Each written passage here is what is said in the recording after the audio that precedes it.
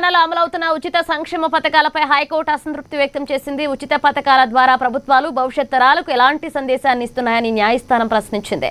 రైతు బంధు లాంటి పథకాల లక్ష్యం మంచిదే అయినప్పటికీ అర్హత లేని ఎంతో మంది కోటీశ్వరులు కూడా ఈ లబ్ధిని పొందుతున్నారంటూ ఆక్షేపించింది.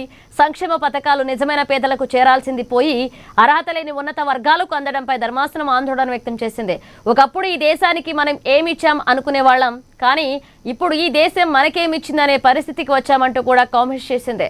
బాగా చదువుకునే వారికి ఫీజులు, అర్హులైన వారికి పథకాలు ఇవ్వండి అంటూ కూడా ప్రభుత్వానికి హైకోర్టు సూచించింది.